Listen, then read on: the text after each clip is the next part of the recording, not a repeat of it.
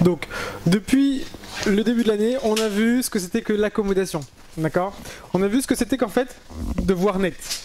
D'accord? Est-ce que l'image est sur la rétine? Est-ce qu'elle n'est pas sur la rétine? Est-ce que je vois net? Est-ce que je vois flou? Donc ça, c'est toute la première année. En deuxième année, on va voir... On va pas regarder est-ce qu'on voit net, est-ce qu'on voit flou. On va voir est-ce qu'on voit simple, est-ce qu'on voit double. C'est un peu ça l'idée. D'accord? Donc on va plus s'attarder sur un seul œil, mais sur ce qu'on appelle le couple oculaire. Alors... La première chose qu'il faut savoir, c'est que lorsque vous prenez un stylo et que vous le regardez au loin, qu'est-ce qui se passe quand on regarde la personne au niveau des deux yeux? Ces deux yeux sont alignés, ils sont droits. D'accord? Ils sont en fait, ce qu'on appelle les lignes de regard sont parallèles entre elles. D'accord? À partir du moment où je rapproche l'objet et que je le fixe, je ne sais pas si vous voyez mes yeux, mais vous avez l'impression que je louche. D'accord? L'idée c'est quoi? C'est que les deux yeux doivent être alignés sur l'objet pour être vus simples. D'accord? Il faut, en gros, que l'image de l'œil droit et l'image de l'œil gauche soient exactement la même. Ce qui fait que, au niveau des yeux, il faut qu'ils puissent fixer, au niveau de la vision centrale, le même objet. D'accord?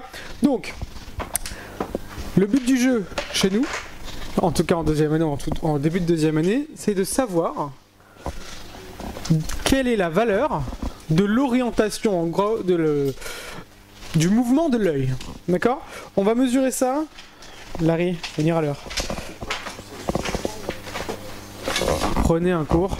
Je ne sais pas combien de pages il faut, qu'il y a 14 pages. Prenez un cours. L'idée, c'est que pour voir net, qu'est-ce qu'on fait? On accommode. Pour voir simple, on converge. Les deux yeux doivent se rapprocher. D'accord?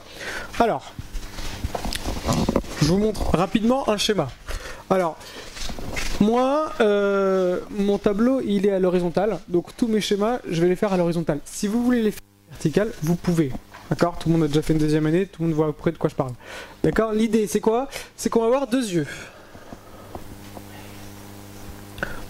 Œil droit, œil gauche. Ce qu'on appelle ça, c'est les cercles sont des globes oculaires. D'accord? On va, entre les deux yeux,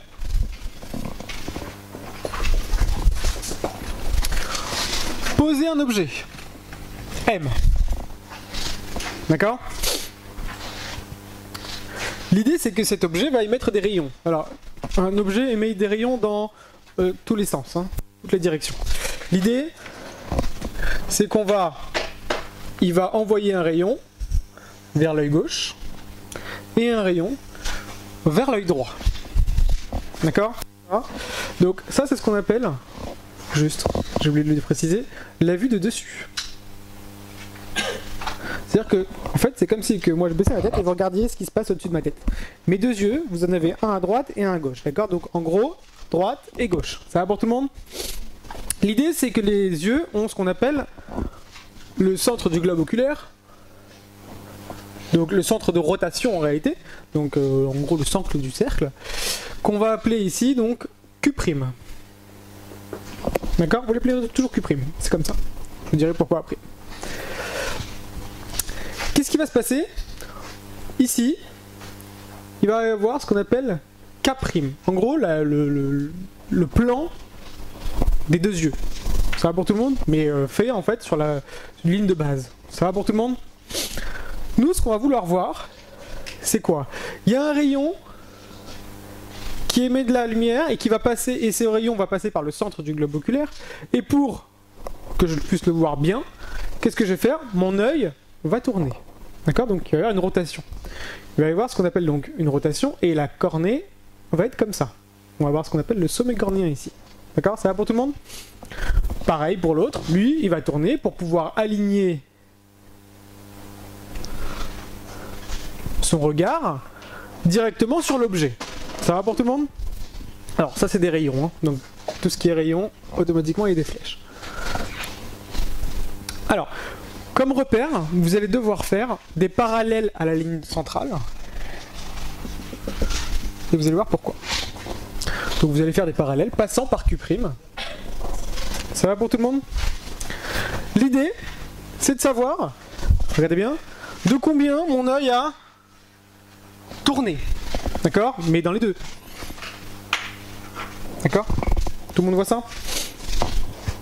Alors, l'avantage quand on fait des parallèles, c'est il y a ce qu'on appelle des angles alternes internes. Je sais pas si vous connaissez, mais si on a deux droites parallèles, rappel de C... Non, peut-être pas CP. Allez, troisième. Quand il y a une droite qui coupe les deux entre elles, cet angle-là et cet angle-là, c'est les mêmes. D'accord? Ce qu'on appelle des angles alternes internes. Ça va? Alternes internes. Ce qui fait que forcément, écoutez bien, si je veux connaître cet angle-là, je peux, si je veux, connaître cet angle-là. C'est les mêmes. Ça va pour tout le monde? Ouais? Tout le monde suit? Donc pareil, cet angle-là est égal à quel angle? Est égal à cet angle-là. Ouais? Donc si j'arrive à connaître cet angle-là et cet angle-là, je peux connaître cet angle-là et cet angle-là. Et donc connaître la rotation de mon œil pour pouvoir fixer cet objet de manière à ce que les deux images soient concordantes. En gros, c'est un peu l'idée. Et surtout, de connaître la rotation de l'œil. Ça va? Donc le but du jeu, c'est de connaître la rotation de l'œil. La convergence requise. Ok? Donc, nous, ce qu'on vous donnera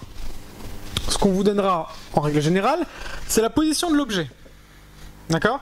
Donc vous aurez la distance entre l'objet et K'. D'accord? Donc M K', c'est connu.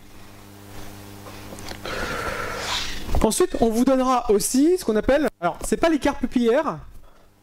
Ça peut y ressembler en tout cas quand c'est en vision de loin. Mais c'est en gros l'écart entre Q' et Q' droit et Q' gauche. D'accord? Donc Q' droit et Q' gauche. Ça, cet écart, on vous le donnera. D'accord? Donc, Q' droit, Q' gauche. Donc, forcément, on vous donnera des gens qui sont plutôt symétriques, ce qui fait qu'on connaîtra la moitié. D'accord? C'est-à-dire que K', Q' droit sera égal à K', Q' gauche. Ouais? Ça va pour tout le monde? Alors, regardez bien. C'est pas mal. On va avoir un triangle.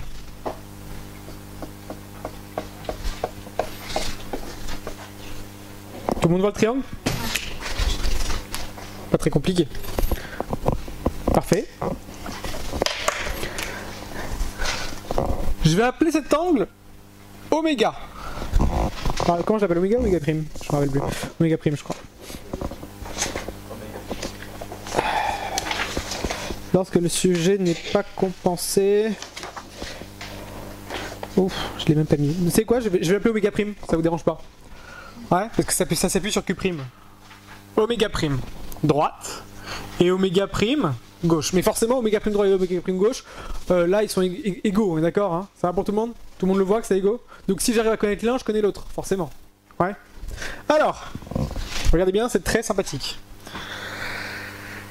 Tangente de oméga prime, que ce soit le droite ou le gauche, on s'en fout. C'est égal à quoi? Alors, très bien. Donc, Q' droit, Q' gauche sur 2. D'accord? Je peux le noter comme ça, hein, ça vous dérange pas? Je vous ai dit que K', Q', Q', que ce soit le droit ou le gauche, c'est la même, mais donc en gros, c'est la moitié de Q' droit, Q' gauche, est-ce que ça soit 30? Sur quoi? Sur MK'. MK'. Très bien. Et donc, je peux trouver la tangente, très facilement, ouais? Ça va? Alors, vous, qu'est-ce que vous avez envie de dire? Vous avez envie de dire, bon, bah, je connais la tangente, je peux trouver en degrés combien? Ouais, on fait l'inverse de la tangente, enfin, on fait tangente moins 1, et on trouve la rotation en degrés. Tout le monde le voit, ça? Moi, je veux pas que vous voissiez ça. Je veux que vous gardiez la tangente. Je veux que vous gardiez la tangente. Sa valeur, vous la gardez. Et vous dites que quoi? Que la convergence, ce qu'on appelle en dioptrie prismatique, je vais vous expliquer ce que c'est que la dioptrie prismatique juste après, c'est pas grand chose. La convergence en dioptrie prismatique est égale à 100 fois tangente oméga prime droite plus tangente oméga prime gauche. D'accord? Donc vous gardez la valeur de la tangente, vous la convertissez pas en degrés. Vous multipliez la somme des deux par 100 et ça vous donne ce qu'on appelle la convergence requise. D'accord? Donc en gros, ça vous donne l'orientation de la rotation, enfin en tout cas la valeur de la